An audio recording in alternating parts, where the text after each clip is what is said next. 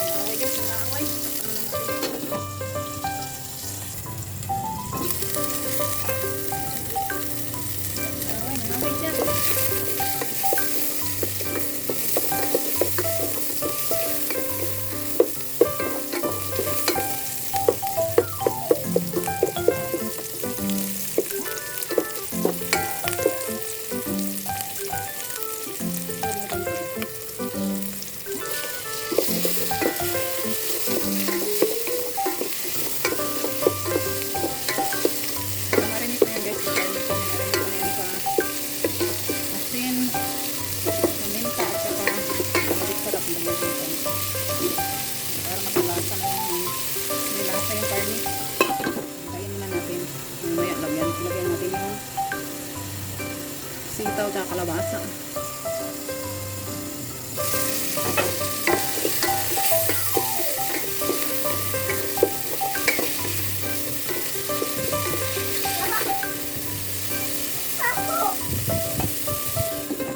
Bakit baho? Lagyan mo natin ng tubig guys yung para maluto.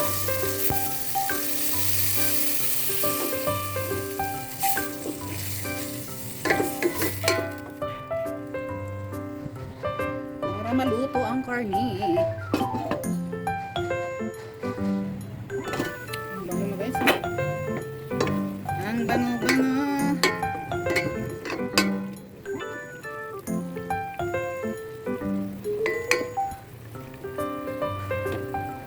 Bango ng luya. Lagyan na natin guys yung kalabasa at sitaw.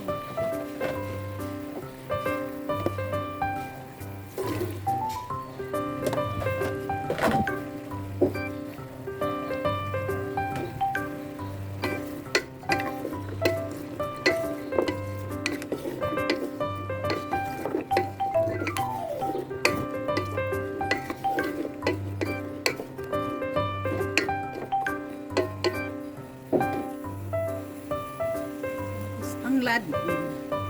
Tama ba nga? May tanim kasi akong tanglad guys. Kaya libre na sa tanglad. Diba?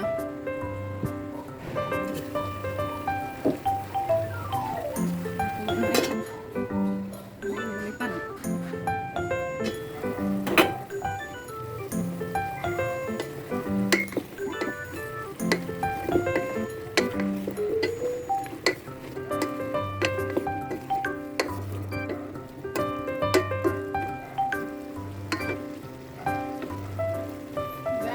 Ang talong at saka okra.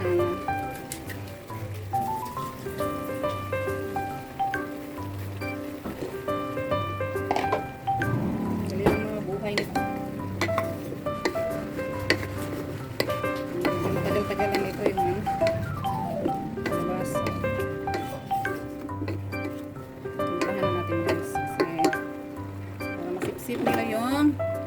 lasa.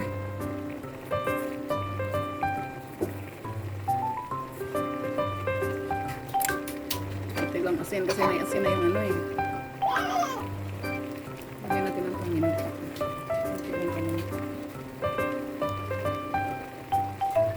Tapos, hindi mawawala syempre magic sarap. Baka naman bigyan naman magic sarap. Bigyan naman.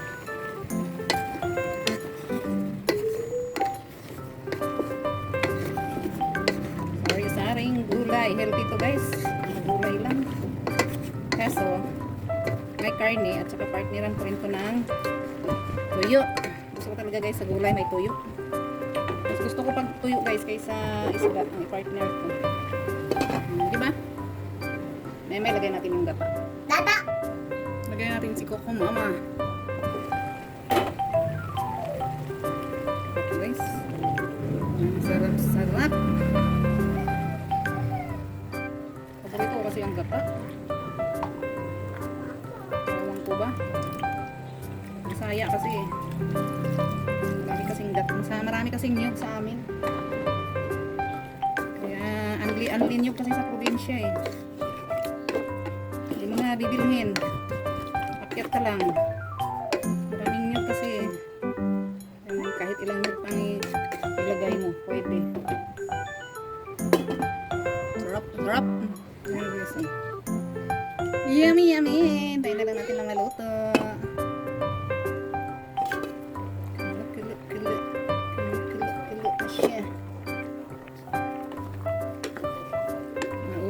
Mahihirap.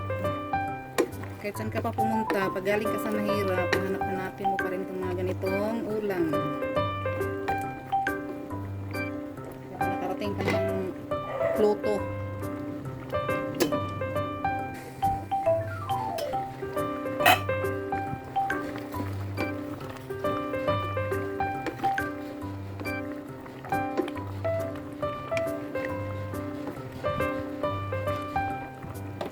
Ang sarap-sarap. Lagyan natin yung malunggay tsaka Chinese kangkong. Lagyan natin ang malunggay tsaka tingkang.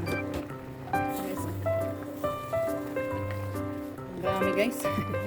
Dadalawa lang kami ng apo ko. Ang daming gulay. Magmigay ako sa ano eh, kapitbahay. Hindi naman namin ito nauubos. Ubutan pa ito ng bukas. Kaya nabukasan kasi parang hindi na masarap eh. Kumakain. Ang apo ko nito, ang kakainin lang niya yung karne at saka kalabasa. Ano naman ang mga bata, hindi nakain ng gulay. Namigay ako ito sa kapitbahay guys. Ayaw ko rin ng kinabukasan eh. Ano, iba na yung lasa ng gulay. Okay lang kung karne. Manok, isda. Okay lang yan.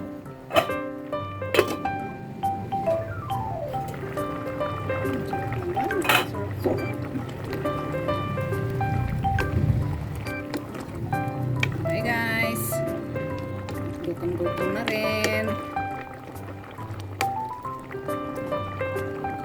Okay na guys. Very good. Kain tayo.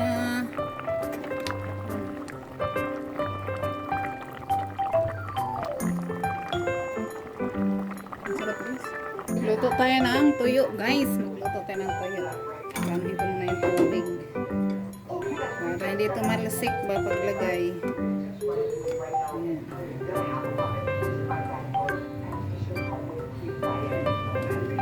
So talaga partner guys ang tuyo sa gulay.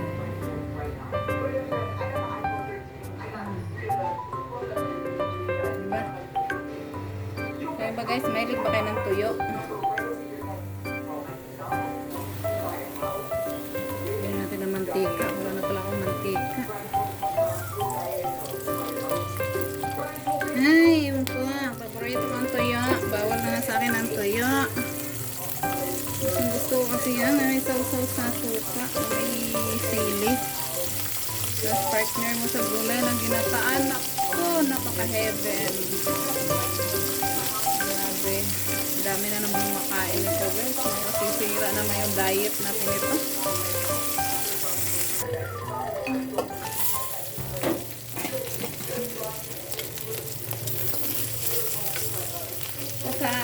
tostado.